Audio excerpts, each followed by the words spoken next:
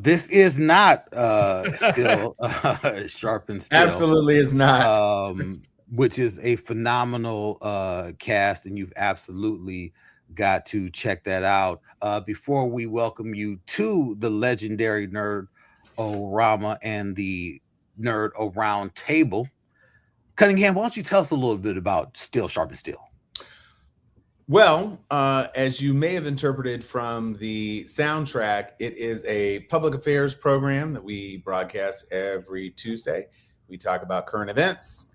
We sometimes throw a little pop culture in there. There's always humor, always insight, more than what you're expecting, and the occasional song may make an appearance as well. So Oh, we snap. please invite you to watch Still Sharp and Still right here on YouTube or the Book of Faces. Church on the move. And now, Boom. nerds and geeks, here it is, the legendary Nerd-O-Roundtable. Yours truly, King Nerdificent Twilight Sharp in the building, joined by ladies first, Dr. Liz from the Freewaves. Crack a Hi, everyone. Dig the do, Sister Queen. Dig the do. Thomas Talking Cunningham. Oh, snap. Hey, man. everybody. Yeah, she's got a gigantic popcorn bucket. Love it. And the one and only Mo Kelly. Liz and I will be right all night long. Okay. All night long. Sure. Go. I mean, right about following fake news. Yes, absolutely. Setting it off with a recap of our latest edition of Daredevil, a back-to-back episode, which I thought really dug deep and really set the tone for what we're going to see for this whole series. A lot of people still felt it was slow. For me personally, I thought that the action when it kicked off, it was great, but the story that they're building, like for anyone who's read like the Daredevil storyline, which led up to his takeover of the Hand and New York as a whole and all that, I think that this story is leading into a very, very specific direction. And so far, as a comic fan, I really, really do love what this story is going. I think that there are a lot of surprises that are popping up in characters that we didn't give a damn about, previously. Then now, we see someone like the Swordsman step into the front and giving us another depth of this world that we're living in. I didn't think that I was going to love Hector Ayala's niece taking over the role as White Tiger, but what they did with her in this series and having her work from the dark and not, going up against big ass giant men and being only like 4'2" and 50 pounds. I think that this is a well-crafted development of this character who became a major player within the street level vigilante world in Marvel Comics. So far, this show is firing on all cylinders, but that is my take. Mo Kelly. I can say that I enjoyed Daredevil. Episodes 2 and 3 were a little slow, and I have a bias when it comes to multiple episodes. When they say they're dropping 2 at the beginning or dropping 3, it's like, okay, they're not strong enough to stand on their own, and they want to make sure they keep the positive momentum going forward. I was fine with it. I wasn't in love with it, but I know it's better. Like, probably, I haven't seen the most recent episode, so I know it's better with what's coming.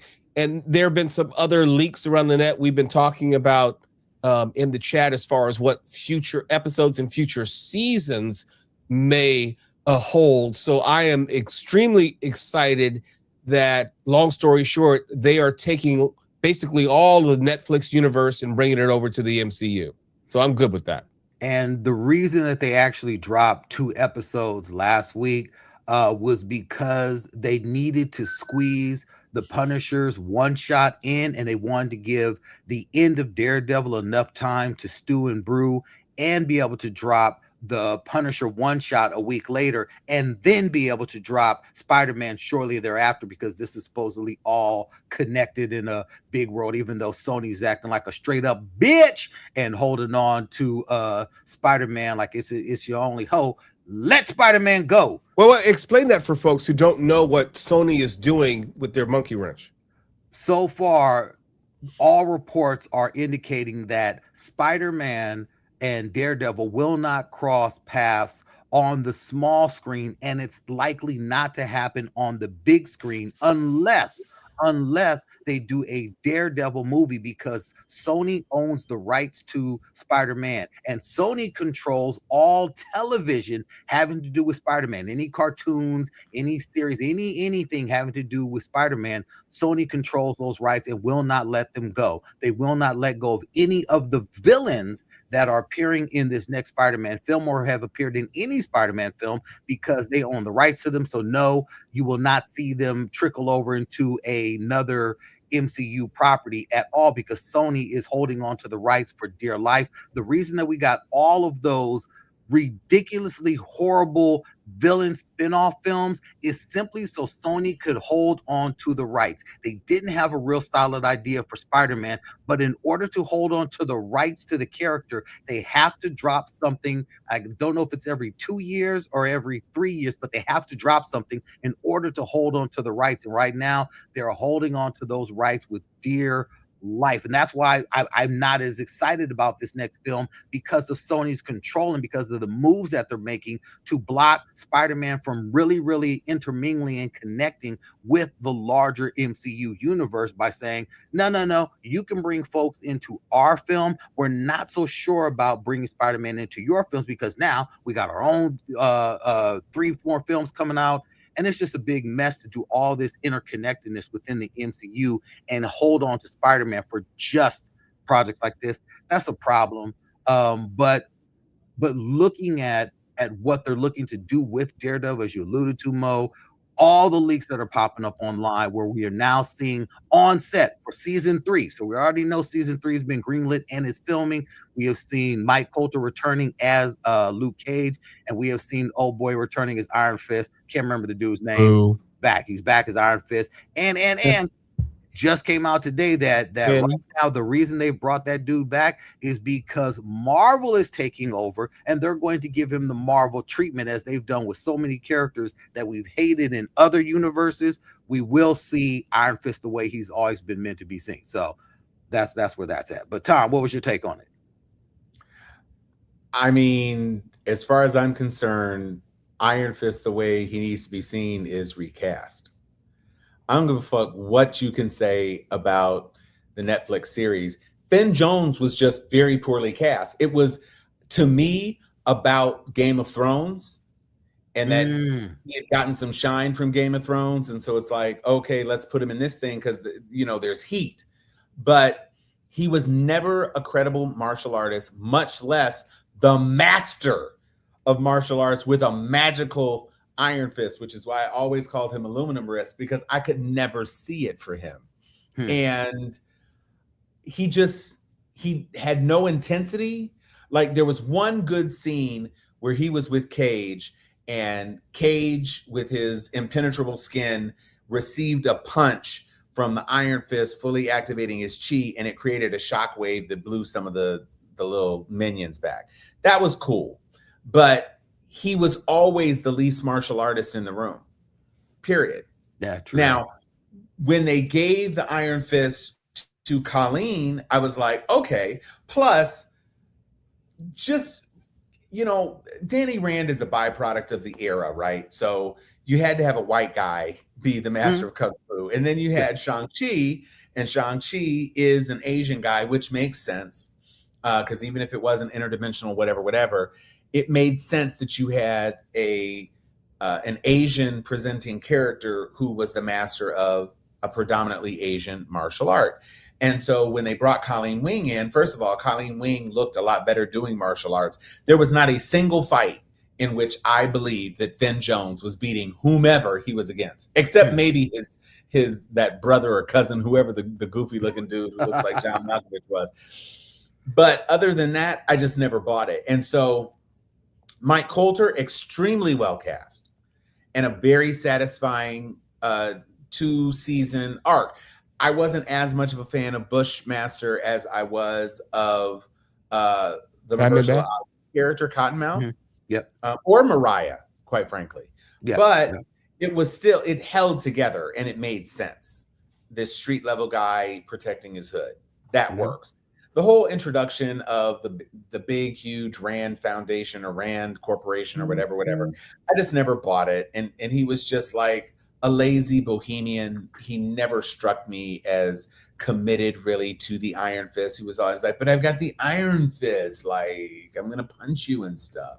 I just never ever bought it. And so I know that Ryan is a super fan and I'm glad for him. But I think the only reason that Finn Jones is back is literally because of McBain's one-man crusade to revive the Iron Fist. I think they've heard it on this cast enough times that they said, "Hey, man, this dude is real serious about making this happen. We got to bring Finn Jones back." No one else was asking for it. I know that's right. Not a single person. So, it is what it is. I am not anticipating being thrilled at his performance this time around either. So they're bringing him back. I get the sense of nostalgia, but I also get that they have recast people in the MCU a couple of times, and usually for the better. I don't think anybody is thinking that Ed Norton was a better Hulk than Mark Ruffalo, and I don't think that anybody. I mean, Terrence Howard looked the part of Rhodey, kind of like a playboy to counter to Tony Stark, but I mean Don Cheadle I think has been a better War Machine, a better Rhodey. He's been a better Rhodey, yeah. So I mean anybody could have been War Machine, but he was a better Rhodey. He played off of Tony better and was willing to take the subsidiary role, whereas Terrence Howard was too busy trying to disprove the curvature of the moon or whatever his random foolishness is in any given day. And so, they've made good casting choices and they have replaced people. They're about to try to replace somebody in another major role in the MCU. And they did it with Thunderbolt Ross. Yeah. I don't think it was a poor casting decision to cast Harrison Ford. The movie didn't do that well, but it wasn't bad casting to cast Harrison Ford as a grumpy old general guy. Yeah. Dr. Liz, your take on our latest editions of Daredevil. I love Daredevil. I think it's always an interesting show to watch. I watched the episodes. Look, I'm not bored at their discourse. So them engaging in the discourse, and of course how they brought in, now that the vigilante concept, it makes sense that they're going to set it all up for all the others, the street level, to be able to come in, because you're hunting down vigilantes. So it just fits well. I don't hate Iron Fist in the same way y'all do, but I get your points, and they're very credible. But I am going to say that I looked at I personally looked at the Netflix version of these as not very vital. I think they became popular over, they became more than what the MCU had anticipated to be, than Marvel anticipated, in my opinion. Because if you think of like the things that happened on Hulu, what was that? They didn't, they did not become none of those Hulu shows. Yeah, right. Those shows and were all, so I think that they casted people to fill these roles, and they didn't realize that they were going to just turn into whatever they turned into. Even though I think that they did put more money and more effort into Daredevil, which, to be fair, the Daredevil movie sucked. And so the fact that they were going to put money into this, I thought is great. And it turned out to be good. But as a whole, I just looked at the casting, not to say, I don't think that they were beholden to being anything true to anything except, like, of course, Daredevil. I just thought that they were just trying to fill a role. And to see what lands, and it's Netflix. And now it's kind of morphed into something else. I'm hoping that to me, it was a bit of a spoiler. Some of the leaks that came out and some of the outfits that Mike Coulter was wearing, because those are pulled straight from Yeah. the run of comics where Luke Cage was running for mayor.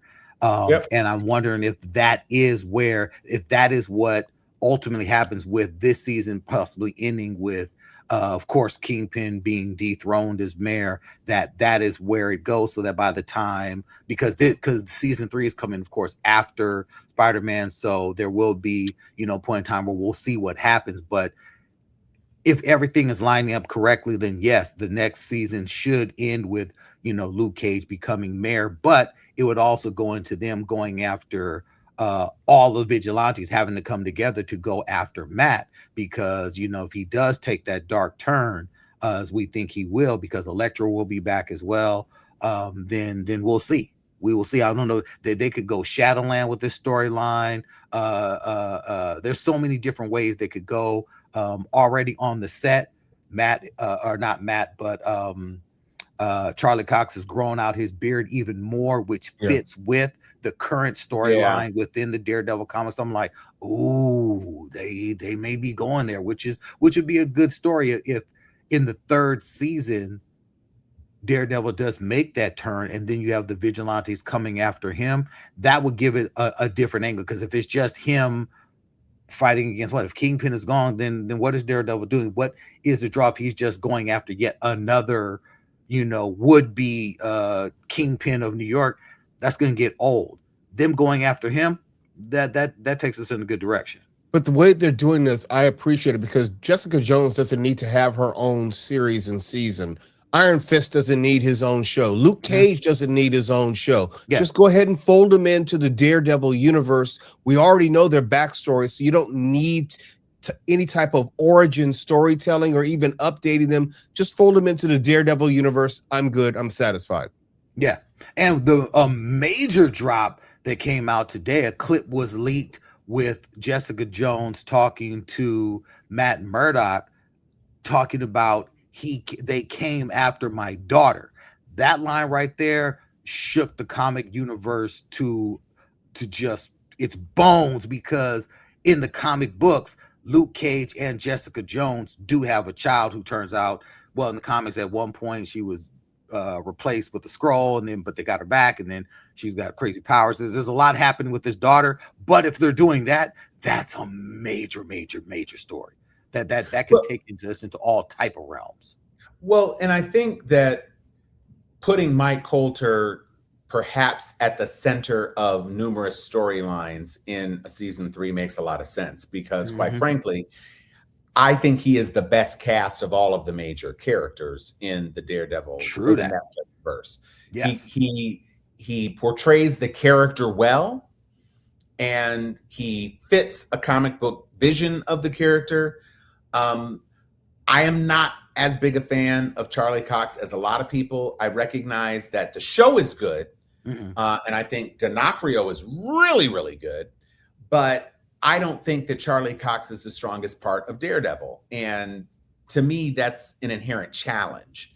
I think you want the title character to be the center of the universe in both a performance way and also from a storyline way. And quite frankly, I don't see how you looked at that first season of Daredevil Reborn and thought that it wasn't a Kingpin series.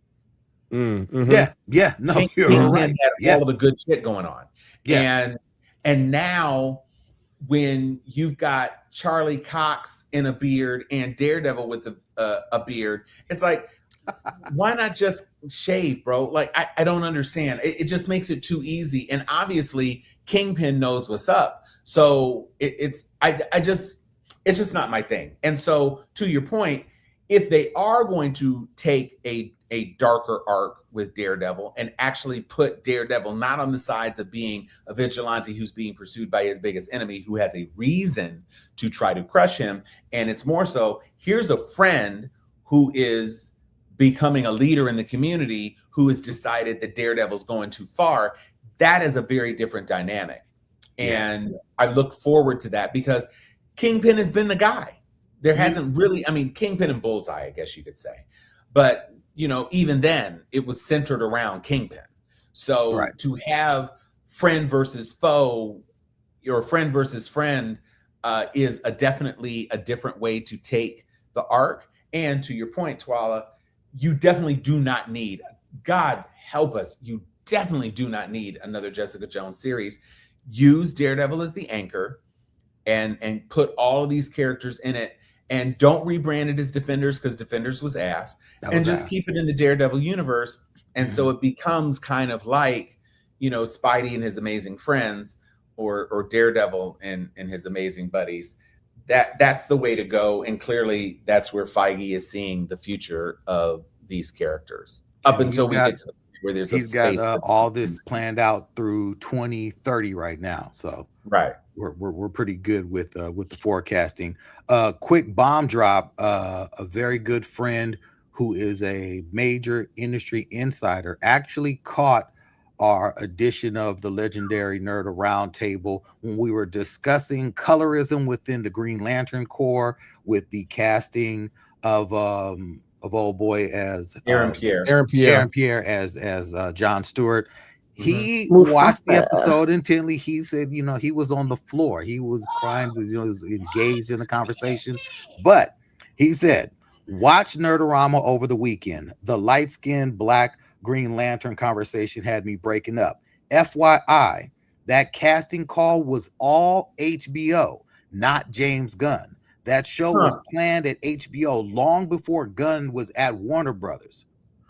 So I'm like, interesting, because we were, trying to go in and defend James Gunn's, decision making or what could have been behind it. Turns out this is not Gunn. This is prior to Gunn. That may be, but there's a lot of shit that was prior to Gunn, and Gunn's. I still believe Gunn had first right of refusal to say, just because it was before me, I did not approve it. I did not sign off on it. I'm saying that the casting choice did not come from Gunn. What I'm saying is that I believe from what I'm reading into this, that it is coming out, because Gunn has canceled other stuff. He's pulled other stuff off the table. So it's not that. I believe that he saw something, and they had to have shown him something. They had to have shown him something to say, hey, before you make any calls, watch this, either the screen test, watch him do the lines, watch what we've got with this kid before you make any decisions. Because for him to come on and it already be there and still want to keep it, he had to have been feeling it. I mean, you're not gonna like what I'm gonna say, though. I feel like Pierce is hot at the moment. He's another one. He's hot. Non-problematic.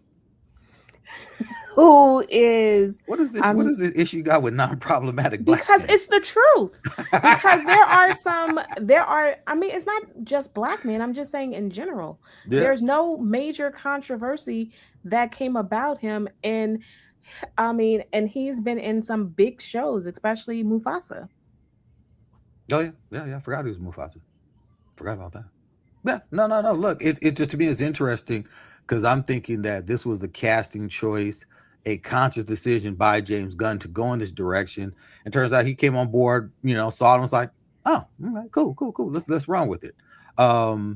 Interesting enough that he is not putting as much energy behind this as he is other things that are coming up in the future. Like he did say, hey, the trail's about to drop, but he hasn't been all over this series, which is going to be coming out very freaking soon, and he's just been like, yeah, Lanterns. But okay, here's Supergirl, blah. He's dropping bombs on Supergirl because that's him. So it is interesting to see how he approaches things that are him all the way, and things that are part of a universe that he controls. Like, he's like, no, Batman or the Batman sequel, it's coming along.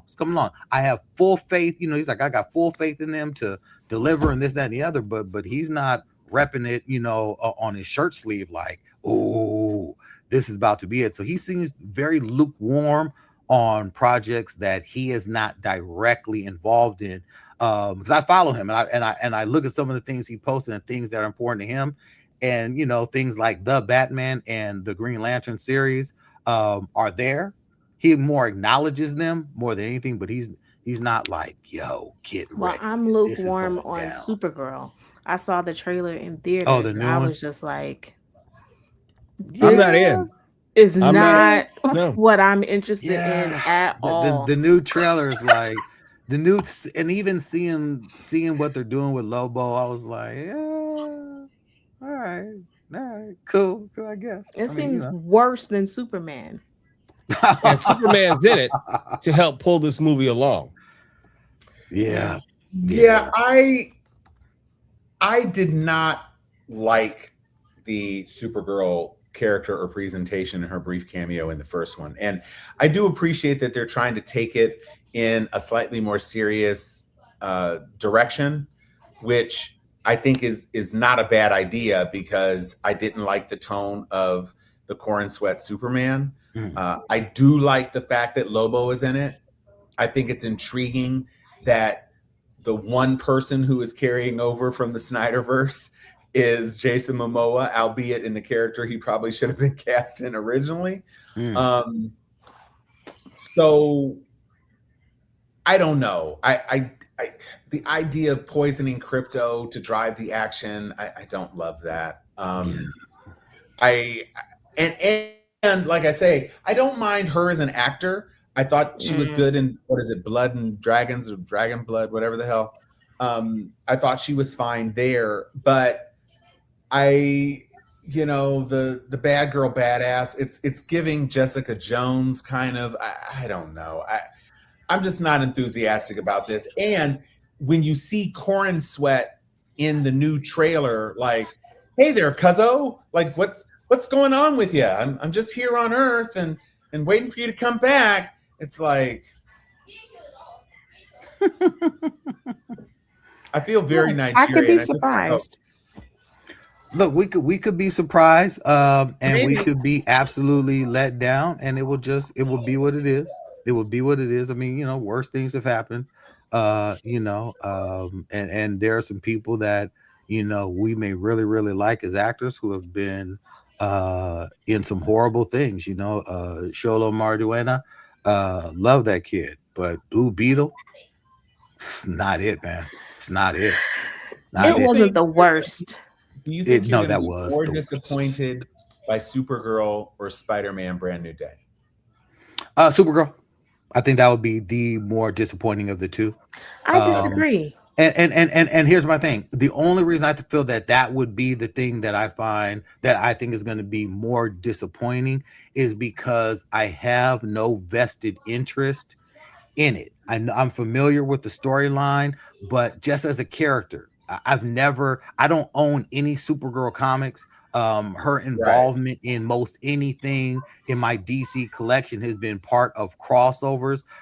There is nothing in my collection Supergirl as far as comics go. Wonder Woman, plenty of them. You know what I'm saying? Like, so to me, it's not that I got this hate for female characters. I got the whole Vixen series. I got the whole Nubia series. Like, so this isn't I don't want to see women in it. She's wearing a skirt. No. As a character, Supergirl is fine, but Supergirl has never been like a character that I really, really was into. I think I liked the one animated film where Superman was rescuing her from Apocalypse.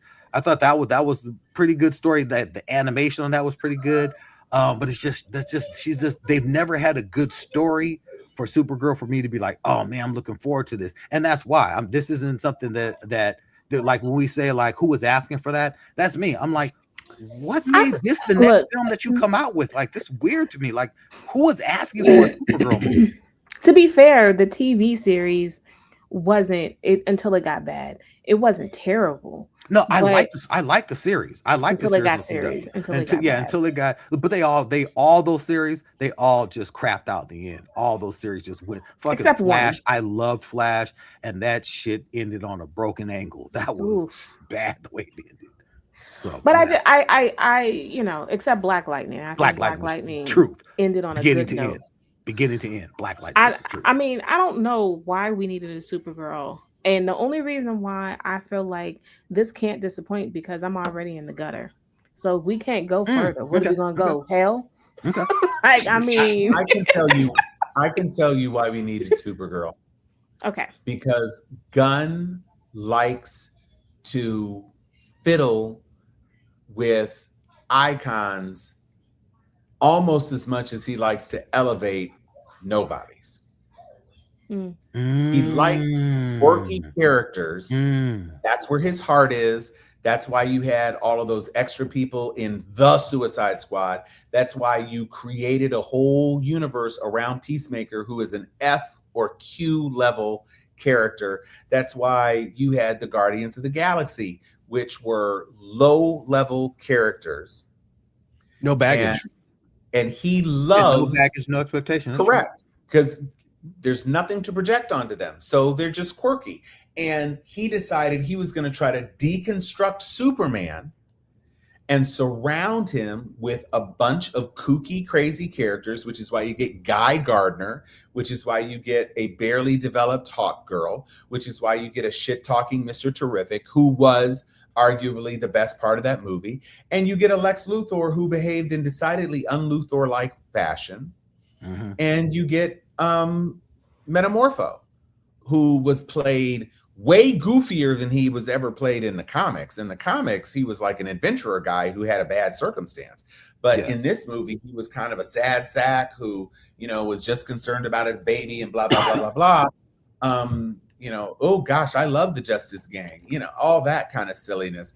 That's what James Gunn does. And so now he's got Supergirl. And so you deconstruct Supergirl from being like this, this avatar of strength or whatever, and a part of the L family and blah, blah, blah, blah, blah. And you turn her into a bit of a misfit who gets to encounter Lobo and has a goofy dog who's now super space sick. And then a bunch of, it's not the Ravagers from the Guardians universe, but it's like this motley the Ravager adjacent who has to, beat up in the DC universe. So it's like, that's his thing. And I love it when he's on, when he can turn Peacemaker season 1 into something that was a appointment television for me. And I enjoyed each of the Guardians films. I thought Guardians 3 had a lot of pathos. I thought it had some cool stuff going on in it, especially with the Rocket Raccoon stuff. Great stuff. I don't have a problem with it. But when you put him in charge of an entire universe that does have some iconic characters that people have come over the past century to expect certain things from, it's really why Superman didn't work for me.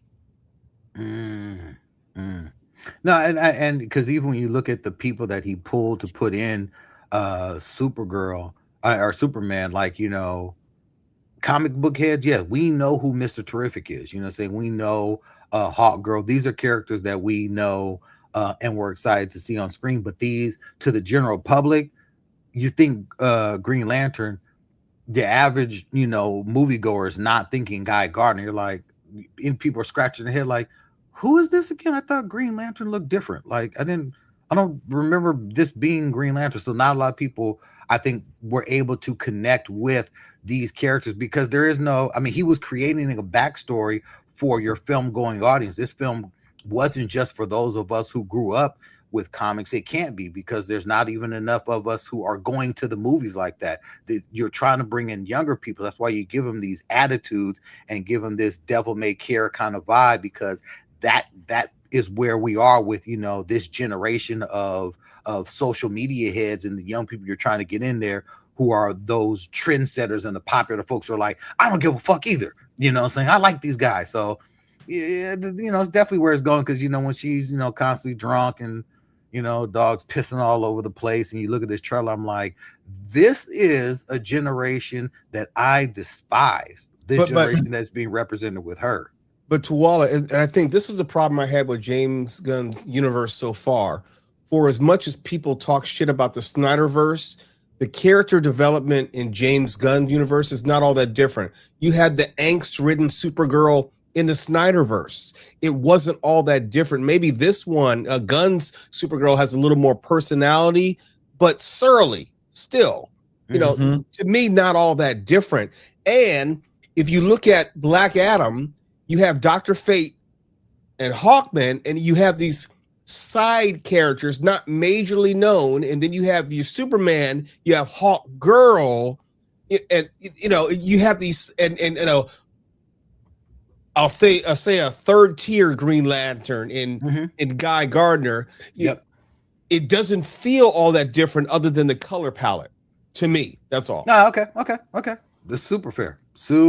Yeah. Yeah, the color pattern. It is when you compare apples to apples. Yes, the James Gunn universe is just brighter, and he's pulling from more of a golden era, interpretation of Superman versus the more modern one.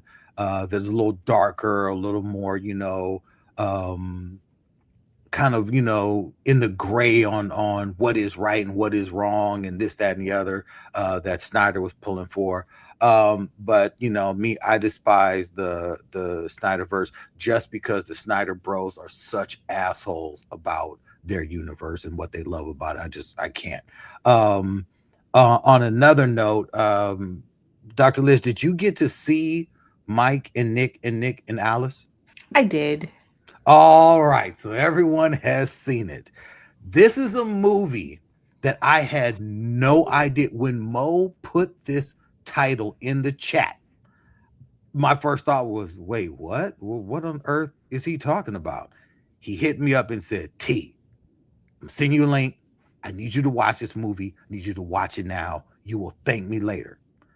I had watched, I was up late and I just was watching that damn shitty ass ballerina movie, which I absolutely hated. That John Wick ballerina movie was ass on top of It's not ass. that bad. That movie bored me so. If I was in theaters watching that, I would have been hot as fish grease. It's like I'm in my own home and I'm like, I gotta go, I gotta leave, I can't. What am I watching right now? It bothered me. Okay, did you still have a problem when he showed up? I did because even when he showed up, I was like, this is stupid, especially because it's impossible for him to be in that film because of how we saw John Wick. When we see him introduced in this film, we know exactly where he went after. There's no way he could have appeared in Ballerina. We know everything that he did after that appearance that he had in this, the first clip that he's introduced to in Ballerina. We know where he went right after that. Right after that clip, he went to Sub-Sahara Africa or Egypt or Cairo. With a table.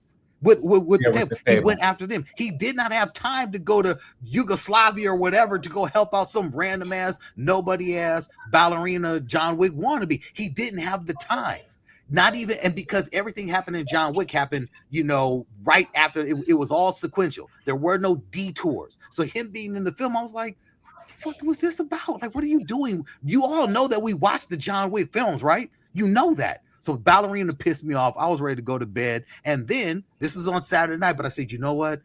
I know we're going to talk about this Mike and Nick and Alice. I want to watch it so that I'm familiar with the film. Popped it on. About 10 minutes in, I'm like, okay, this is interesting.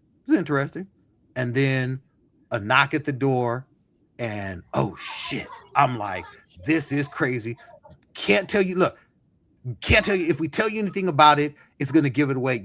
This is a film where you've got to go in eyes wide, because not knowing anything about it at all, not reading anything, not seeing a trailer, this film was an absolute treat. Yeah. I was crying. The film is an hour 47. It took me like 2.5 hours to watch because of how many times I was laughing my ass off and had to rewind like, what the fuck did they just say? Keith David is a treasure. Comedy gold. Now, I will give you that, because from the very beginning of the movie, from his first scene, the range of vacillating between joy and menace and hey, have a good time, motherfuckers. He's got a great voice. He had a great personality.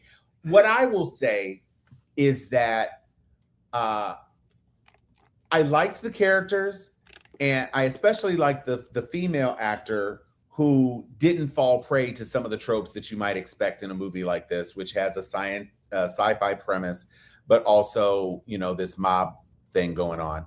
I will say that I'm not as enthusiastic as Mo and Twala. I did enjoy it.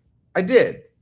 And I think one of my challenges is what happens at the very end, because I think the information revealed at the very end is something that would have made a lot more sense to be revealed much earlier in the script, as soon as the character who ends up making the revelation at the end is exposed to some critical information as soon as that character is introduced to the underlying premise that should have taken the story in a completely different direction. In other words, that character you think should have jumped in and said, "Hey, we don't need to do all this. We could do that." Yep. Especially when that character had a moment about that character's relationship to another character. It seems to me that the entire movie should have gone in a different direction. And then the other part of it is that I mean, I don't think it's too much of a spoiler, since Nick and Nick are both in the name of the movie, and there is a poster showing two the guy's name, whatever. Vince Vaughn. Vince Vaughn. There's two Vince Vaughn. So it's not, it shouldn't be too much of a spoiler. What I will say is that I was a bit confused at the passage of time based on his appearance as Nick in the first scene, and then the later appearance. It seemed to me that it was a very uncertain time frame of the first appearance, when we realized that we are in what is supposed to be the now. Yeah, I wasn't entirely sure it wasn't the 80s until because of the music later. Well, because of the music hit what he was wearing. He the aesthetic for sure.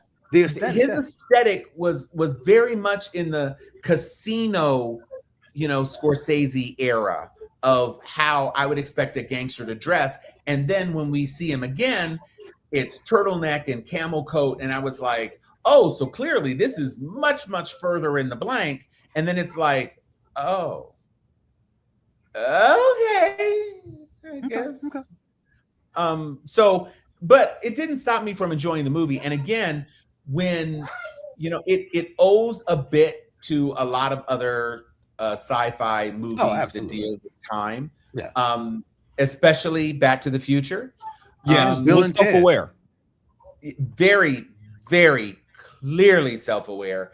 And when what happens at the end happens, I thought it was a very deft way to handle it, and I was waiting for how they were going to deal with it, because at a certain point you realize what's going to happen. And I was waiting to see how they were going to deal with it. And I thought they handled it very, very well. But that said, you turn into the same exact cop-out that we had in Contact, if you remember that sci-fi movie, which was predicated on a Carl Sagan book. Yeah. So it's like, oh, well, gee. And it's like, so why did we just this No, you're right. That was and up until that point, I was like, oh, consequences. Okay, got it. Didn't understand why they had to make the choice that they did at the after party. That seemed excessive. I liked it over the top. Yeah. No, it was fine, but I just didn't understand why those characters ended up feeling like they had to make that choice.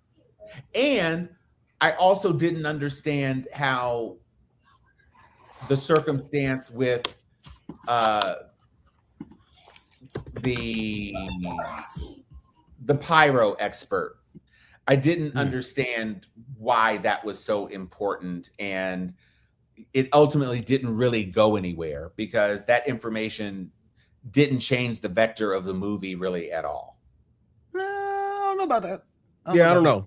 It's hard to talk about everything without giving away well, that's something. What I'm saying. I'm just saying the person who really did the thing that drove the action, we never meet that character, and we don't see any consequences for why, other than the fact that it sets up, It's the other character.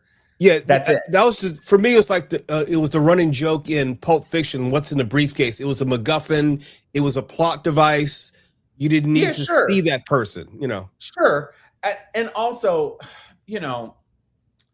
if you're gonna do this cross-racial whatever, I do not like the actor who played the son. Oh, I did. I love Joey. Oh, I thought it was perfect. He always plays the exact same character. It was the same character from The Machine. It was the same character from Scream 7. It was the same. He plays the same idiot. Oh, I haven't seen those movies all the time. I'm not familiar with it. If you see The Machine, especially The Machine, he owes a lot. This character owes a lot to the character. Come on, you're telling me that the story of how father became father and son became son didn't lay you out crying? No. That was a great moment. It was. Oh, man. And when we finally find out that he was a single father and all this, but then again, that kid is dumb as shit. Not as dumb as Tony. I know you love yours. Not as dumb as Tony. I don't know. Honestly, dumbass Tony was just a little, like socially awkward, but this dude was he was dumb. He was really dumb. I think it's supposed to be. He's supposed to be. He was Fredo for who his dad is. Yeah, he's supposed to. Fredo. Yeah. But it did hew very closely to a lot of gangster movies, and you could pick out. There were intentional tropes. Absolutely. Of, this is the gangster mob archetype, and you have the bumbling son. That to me made it more enjoyable because it is acknowledging the gangster lore that we all know that is part of this movie, that a movie doesn't take itself too damn seriously. Yeah. I guess, okay, so what I will give you on that particular topic is that by the time you realize he's an idiot, you already love the hell out of him. So it's too late at that point. Because you don't know how stupid a child really is until after they're like in first grade. And so by that time, you loved him for 4.5 years. I got one word for you. With the whole scene with whole cartoons and comeuppance was laugh out loud funny. Oh man, I'm not saying it wasn't. I'm not saying it wasn't. And the fact that he could not use context clues for comeuppance fucking killed me. I was like, if I had a son that stupid, I would be like, you know what? I don't know cartoons. You don't know big words. It's all good. Right. That was fine. And sure. Yeah. Oh. I enjoyed it. I'm not gonna say I didn't enjoy it. I definitely laughed. I also want to cheer into. I think it's important to put an ode into "See You Yesterday," which reminds me of and that is my show. Anyway, I thought it was enjoyable. I have to admit, I like dry humor. So Van and his dry humor just will always catch me. I was stuck on the part, I like the concept that the nervousness, and I didn't realize that you can get out of the mob. I think that's just a movie plot point. No, I just thought it was interesting in the sense of he's like, I'm retiring from the mob. And the whole time he's thinking, you about to kill me. That I thought that so whole too, little though. concept. I think that for me watching it, I'm like, man, dude, I didn't know. I think that's what I enjoyed about it. I did not know where it was going because the whole time I kept waiting for the other shoe to drop. I kept thinking something nefarious was going to happen, and even at one point where we were led to believe it did, I was like, oh shit, they really did it, and then it didn't. I'm like, oh wow. Look, I thoroughly enjoyed it, and I was ready to go to bed. I was tired. Put it on. I was watching it just to watch, so I could say, like, I don't want to be left out on this one. Bo was giving it massive praise. I got to check it out, and I think I had to text 3 a.m. like, "Yo, this is it. Like, this movie is everything you promised." Yes. Look, it even had a fun cameo in it. Obviously the person was free for like 45 minutes. because that's all it took to film that person's scenes. For me, and Twala and I talked about this on the phone, would love to see the outtakes, would love to see the stuff that didn't make it into the movie, because there's scenes, nobody breaks characters. Like, how the fuck are you not breaking character with some of these lines in these stories? And is all this scripted, or they just have a framework of how the scene's supposed to go and they're just improvising? Because it seemed like when they're telling the story of, let's just say, the foundling, that just seemed like it was completely unscripted and they were just riffing. Yes. and Vince Vaughn, David was great. Deadpan, man. Vince Vaughn, his deadpan humor, every single thing he was saying, I'm cracking up. I'm like, this dude is comedy gold right now, and he's not trying to. These characters aren't necessarily trying to be funny, but the shit that they're saying is just hilarious because they say it so matter of factly. You're like, yo, I'm in tears, man. I haven't laughed that hard on a movie in a minute. And the CGI or whatever it was to make Nick and Nick, it was so believable. It was. It felt like there were two different actors in those scenes. And that's why it worked for me. I wasn't struggling trying to think like, okay, it wasn't like Jean-Claude Van Damme, and you could tell that they just put one had a tank top and the other had a t-shirt. Right. I completely found myself accepting that those are two different people.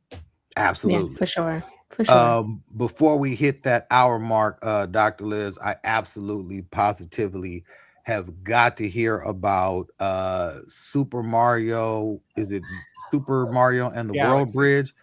Galaxy. Super Mario Galaxy. Look, I did not play Super Mario. I did not play the game. What? I am someone who, anytime I tried to play with my younger brother, he would always pick me up and throw me at shit. So I couldn't play. Me and video games were never friends. But I used to go to the arcade with him and just give him quarters because I wanted to see him finish these games. And look, so I've watched him over the years playing Super Mario, doing all these damn things. And so far, I'm hearing that this movie is like they took the video game and just put a whole bunch of scenes on the big screen. What was your take on Super Mario Brothers? First of all, the popcorn bucket game is just out of this world. I did that last week. But the LED lights. There are 5 of them. 4 or 5. What? That's just a light? Yeah. Is that a popcorn bucket? Oh, no. Of course it's a popcorn bucket. What are you talking about? Like, what are we talking about? What are we doing here? It's orange. That's dope. That's dope. I thought it was just a light. I'm like, is that like a squishy? At my... Oh, snap. At my thing. Not only that... When I tell you, first of all, whoever is doing the marketing when it comes to these popcorn buckets for Mario, give me hand clap. We got the cup going that went with the bucket. If you got the kids pack, you got the blanket and the toy and the popcorn and the drink. And the drink cup is a little Mario cup. I mean, and when I tell you, they put a lot of thought into it. I got the other bucket, the metal one, that has a cute little coin thing that goes with it that is supposed to, that attaches to it.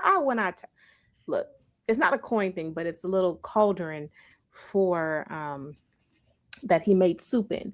Look, when I tell you top tier, I asked them, how long did it take for you guys to sell out?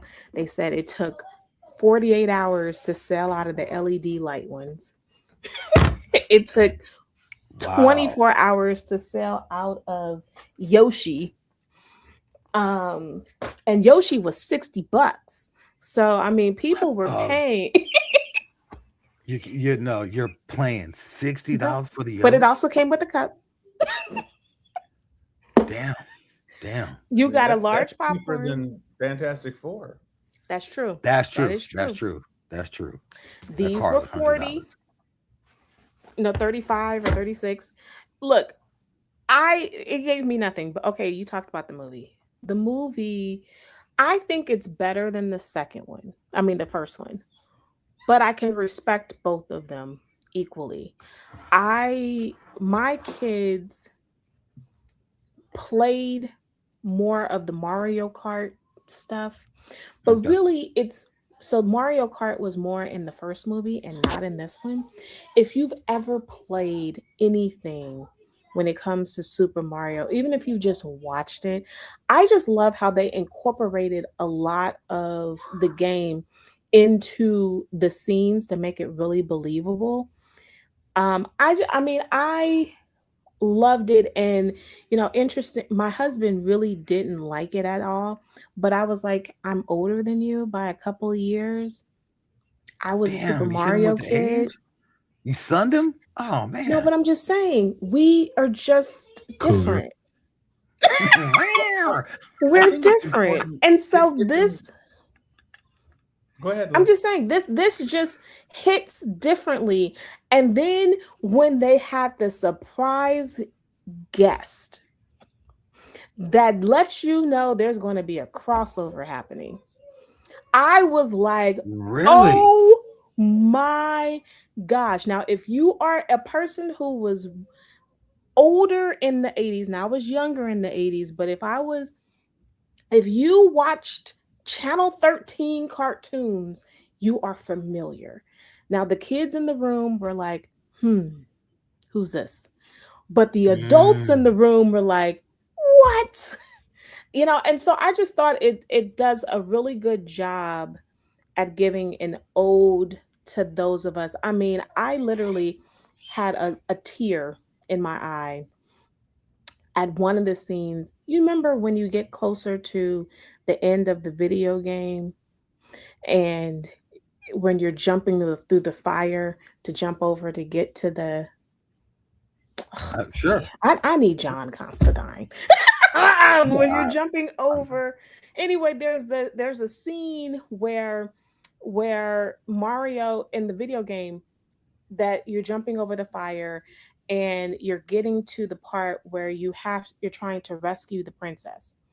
And the fact that they recreated this to a T, to where and they inserted the video game footage on like the scene where they were trying to manipulate the Mario character.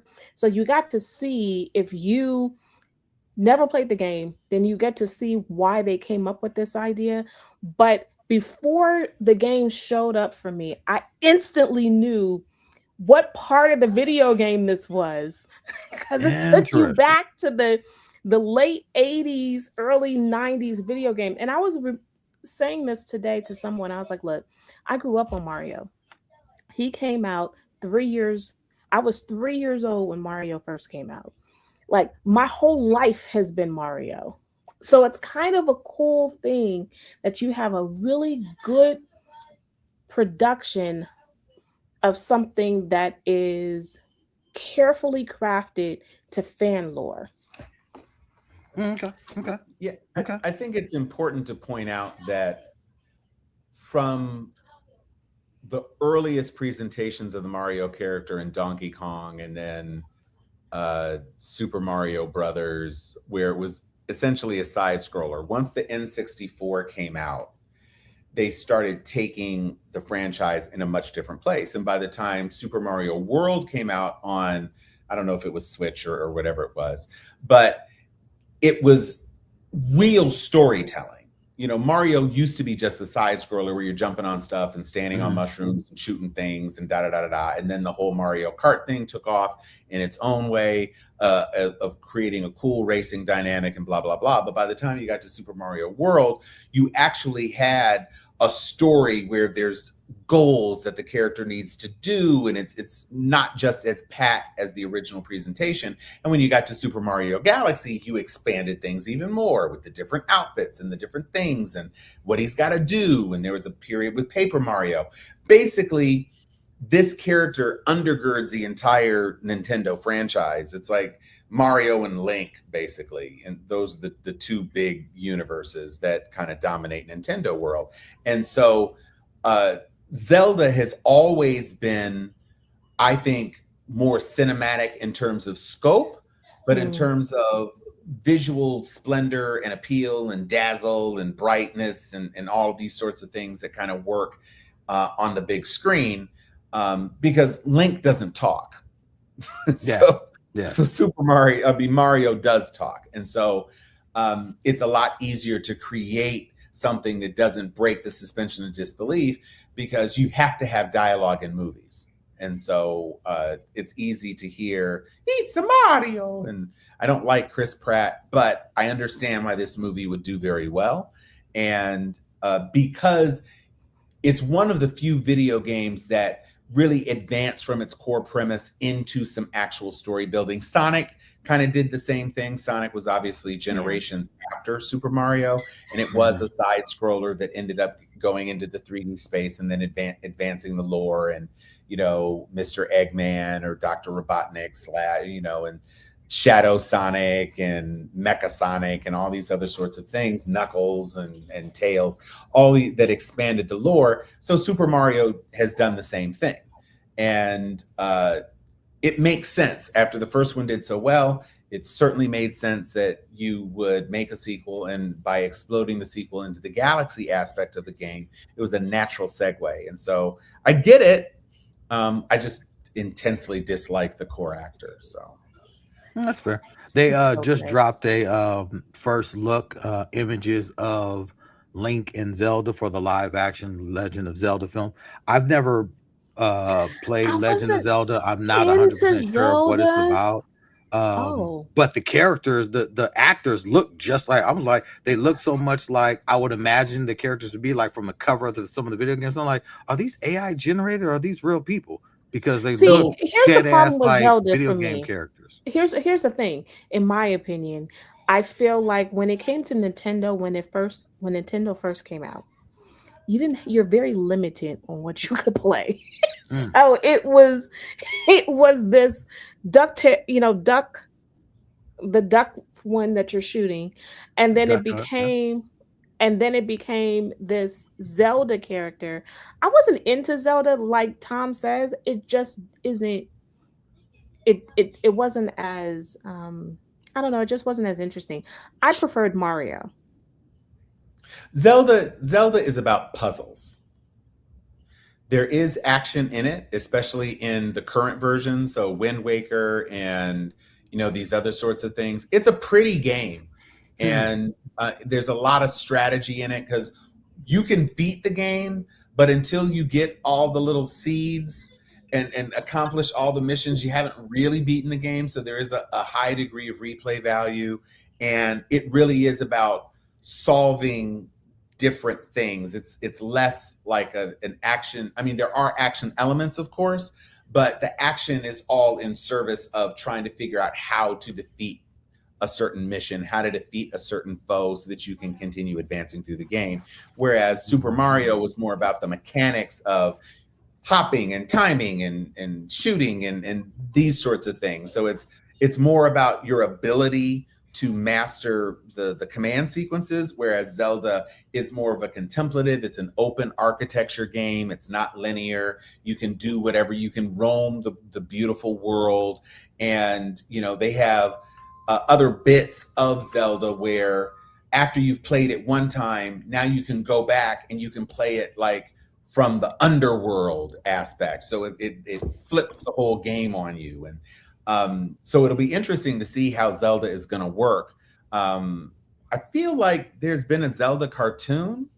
I'm sure there was. I think so. I'm sure. I feel like there's got to be. But Link is the main character in Zelda, and he's got it in the land of Hyrule, and he's got the sword and the shield, and the latest versions of the game have really done some pretty remarkable things with the universe, especially since in the open architecture of it. So it'll be interesting to see. But again, I'm not going to clamor to see either of these. No. Yeah. But I mean, look, I didn't play video games, so for me, there is no running out to go and see a video game film. Like I didn't run out to go see Tomb Raider, and even the new Tomb Raider homegirl that they cast, she's just not giving me Tomb Raider at all. Cast a homegirl who's the Phoenix, that actress. Yeah, from Game Yep. of Thrones. But Yeah. see, I walked away thinking, okay, you might as well just give me everything. So if we're gonna do crossovers, you might as well just give me, uh, fill in the blank. Give me a Is Rainbow Pac-Man in Bright. the same world as Mario? No. No, Oh, okay. Pac-Man No, is Pac-Man Namco. is Namco, and Mario is Nintendo. Nintendo. Yeah, totally different. Okay. I going to the arcade. I was a button masher, so I was somewhat successful at Street Fighter because I would just smash those buttons and keep doing wild shit. Sometimes my back would be turned to who I'm playing, and I'd be doing Hadoukens at the side of the screen and trying to figure out how to turn around and do I'm a button masher, So me and video games, never. My brothers owned every video game system that has ever come out, handheld, in home, whatever. I was never interested. Never. Couldn't get down. So that's that.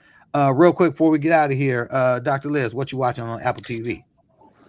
Okay, I actually wasn't gonna bring up anything on Apple TV, but there are some good shows. Okay, well, what are you watching then? I went to see Zendaya's movie.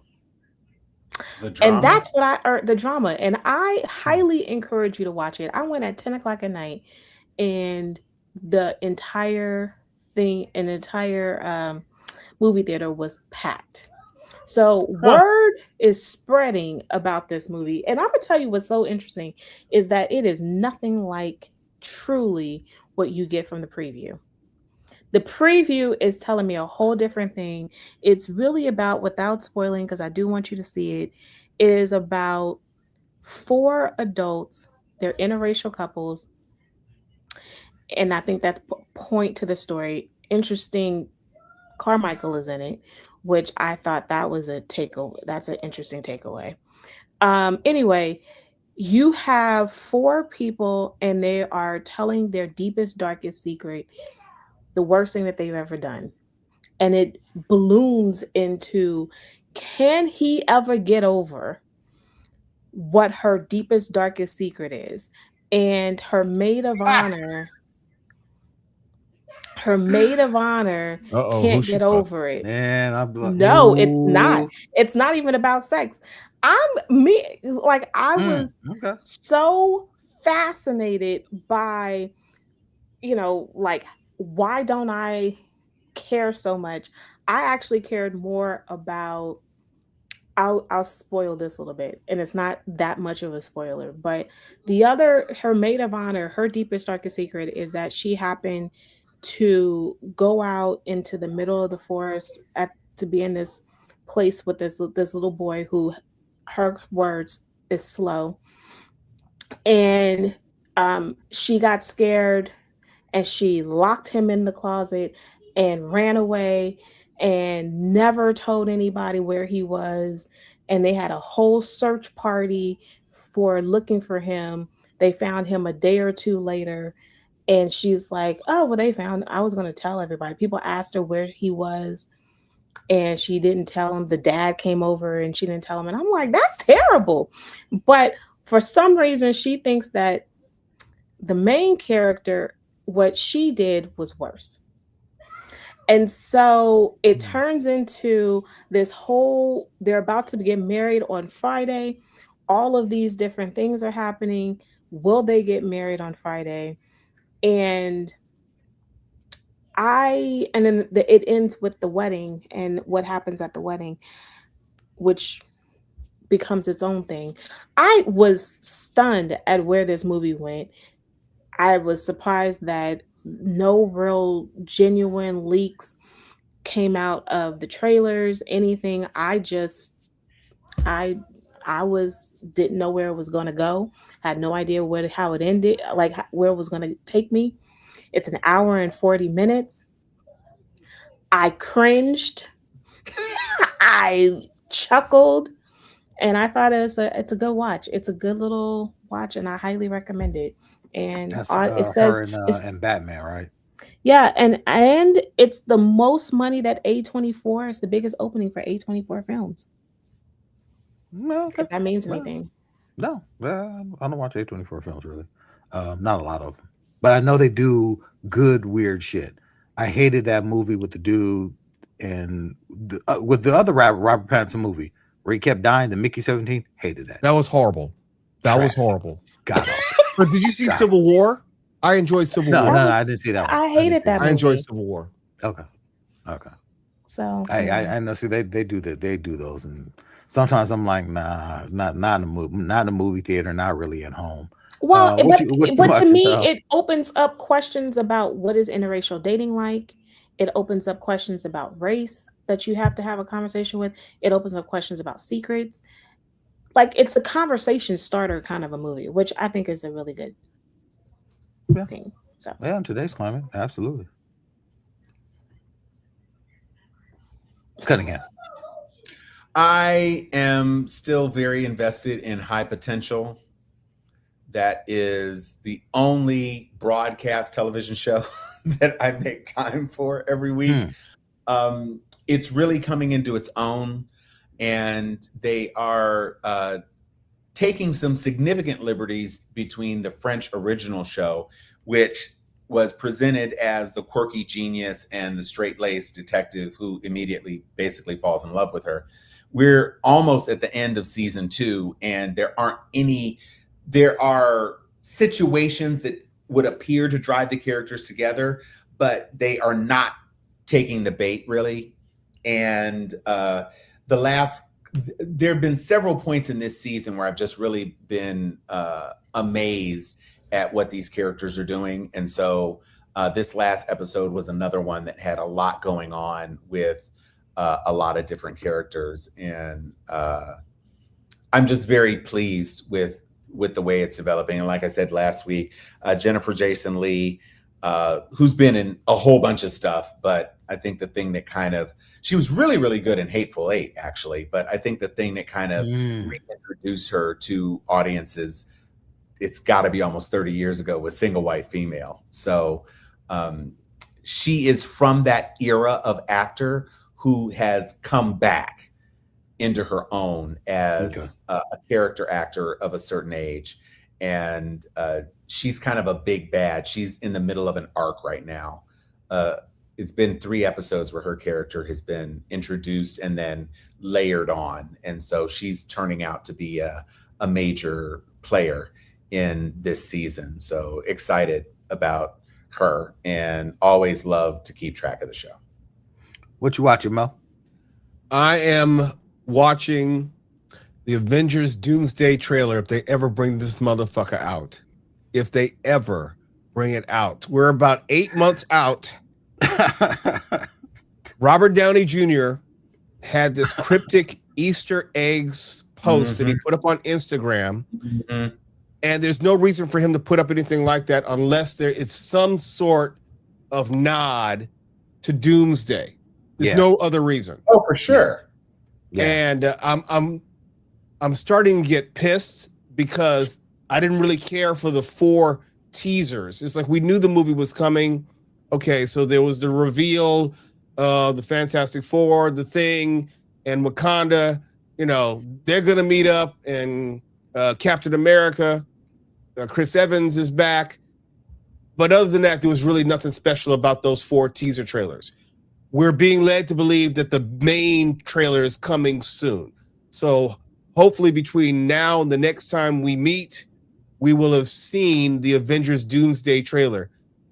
If not, I'm going to pitch a bitch, okay? Because hopefully they're dragging it out at this point. And the normal promotion of movies, we would have had 1 trailer by now. At least a teaser. At least a teaser. A legitimate trailer. Yeah. Leading into like another 2 months from now, an actual trailer. But yeah, they're bullshitting right now. And I know they're supposedly doing some reshoots or whatever, but that should have nothing to do with dropping a trailer. Nothing to do with that. Mo, you mentioned the Easter eggs. Can you identify each of the eggs? Because there's one that's a little confusing to me. I didn't look that close. I didn't want to get too many hints. I'm being very serious. Which one? The one at the very front The red egg with the orange pattern. That's Shang-Chi. That's what I thought. Yeah. I figured that was Shang-Chi. Yeah. That was the one that I was a little less certain of. Yeah, and looking all over, I got them all except for, because there's the X-Men egg that's so prominent at the top. There's another yellow egg way over in the corner. If you're looking at it way over to the left, that I thought that was an X-Men logo, but it's not. It's yellow and blue, and I couldn't make out. Oh no, that's Doctor one is. Strange. No, Doctor Strange is over on the other side. I thought you said the left-hand side. Well, I mean, if I'm looking at it, it's on the left. You're talking about the blue egg that has the yellow outline with the red spaces in between it? Yeah. That's Is not that the Dr. Sanctum Sanctorum? Oh, snap. Yes, Tom, you're right. You're right. Oh, okay, Yeah. good. Then I'm good. Yeah, then I'm good. Yeah, then I got them all. Yes, now that I had to turn it, because you know what? When I was looking at it, it looked like part of an X coming out. And I was is that a jacked up X? I'm like, it can't be. There's already the X egg on there. So, all right, okay, cool. I'm good. Doctor Strange, boom. And I like how they threw in Spider-Man. Got Loki, got all the main players on here. So I'm like, okay, it's going to be a good time. And this is going to be a good time. If they don't drop a trailer, then they're bullshitting and they're hiding something. Right. And I'll tell you this. So I'll tell you this. Spider trailers, spider eggs. You said what? Why are there 2 spider eggs? There's not. There's Ant-Man. Oh, Ant-Man. Spider-Man. Yeah. My thing is, and this is another reason why my excitement is tempered by the fact that the only thing that the Russo brothers have ever done that I've liked have been their initial Avengers projects. The Russos have not directed and or produced a single thing worth a damn. Not a single thing worth a damn. Every last one of their projects are ass. What was that Absolute Netflix ass. bullshit they did? You're not talking about that one with Chris Electric Pratt State. and Electric State? That was horrible. One of the worst movies ever made. Electric State was bad. The damn 21 Gun Salute or whatever they did with Chadwick Boseman, the 21 Bridges. 21 Bridges. That was trash. The damn Gray Man, trash. They produced. No, wait a minute. I actually enjoyed the Gray Man. Nah. The Gray Man was bad. I don't even remember it. It was action shooting, CIA. Yeah, the one with Ryan Gosling and Chris Evans. Chris Evans. Yeah, Yeah. trash. Yeah, I just don't remember it. It just wasn't memorable. Yeah. The one that they produced with Millie Bobby Brown at being the princess, it's not good. Not a good movie. Where she was the damsel. Damn, so I never watched it. I guess I Didn't never saw didn't that. they also do 16? Was it 16 blocks or 30 something? 21 might Bridges. 21 bridges. No, it's 21 Bridges. Yeah, no, that was bad, Liz. That was a Chadwick Boseman film, and it was really bad. It wasn't even good by NY Chadwick Boseman alone. Look, no, I'm sorry. Look, horrible. that was just a bad movie. And He's they done shouldn't have put a brother worse. in it. So to me, the Russos, they do not have a solid track record of filmmaking. They just don't. So them coming back to me is like, I mean, Winter Soldier is still amazing. Did they do that? No, I thought they did. I don't think so. No. They didn't do Winter Soldier. No. We can look that up right now. I'm pretty sure they did. I'm looking it up now. Yeah, the Russos. Direct and written? Yeah. What? Sure did. They didn't even write it. It was from a screenplay by Christopher Marcus and Stephen McFeely. That's what I'm thinking of. Okay. But they directed it. That's what really put them on the map. I think that's what got them Infinity War and Endgame. Well, then I feel a little bit better because McFeely is writing Doomsday. So there's still that partnership team there. Okay, there you go. Okay. All right. If that partnership is coming back, okay. Look, am I gonna see it? Yeah, but right now, I don't see what this, for me, at least for where we're at in this cinematic universe, where we're at, why you're dropping this bomb of a movie right now when every other big movie there was a massive lead up to them. There were films that led up to the big event films, and so far none of the films that we've seen, they've all been in their own separate corner.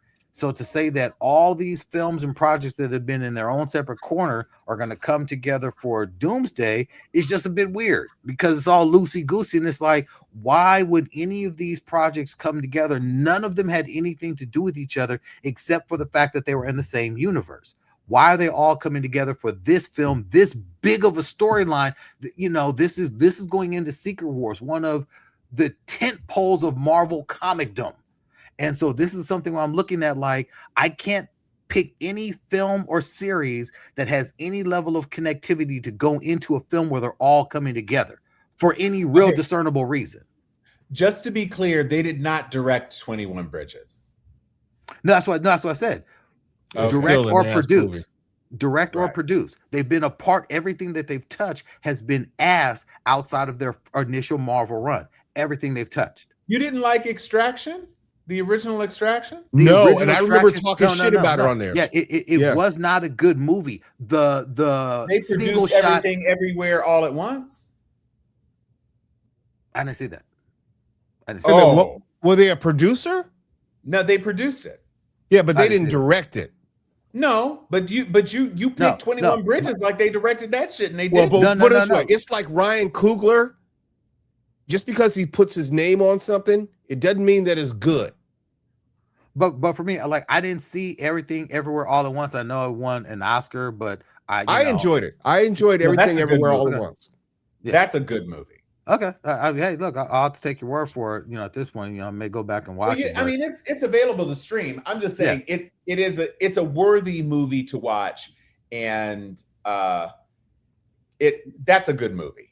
Okay. Fuck it. Right. I'm not going to try to. So they got one in there. It's just their track record is still rather shitty after Marvel, after walking out of Marvel Studio and packing up their shit and leaving.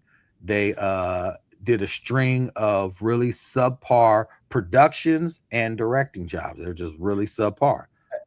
Their decision making was subpar. Well, and to that same theme, there's a reason Chris Evans is back in Marvel. Yes, because he made a string of bullshit after he. He did. Well, let's be with real. the exception of Knives Out, but that was a true ensemble. No. Let's be real. Robert Downey Jr. Yes, Oppenheimer, but everything he did outside of Marvel, including Dr. Dolittle and all that shit, did not hit. Well, Sherlock Holmes did not hit. Franchise. Sherlock Holmes did fine. Yeah, both of those did good, but they were also within. Oh, not Dr. Dolittle. No. Both of the Sherlock Holmes movies. Yeah. Both of those did good, which is why everyone was surprised he didn't come back and do another one, because both him and Jude Law are within the age where they could. But outside of that, now they've got young Sherlock Holmes, which is actually not bad. No, I don't know. A lot of folks from the Marvel Cinematic Universe have not done much outside. I mean, Chris Evans, he keeps getting stuff. Right? Have they been hits? He just keeps getting stuff. Chris Hemsworth is working. Yeah, he's but working. I don't know.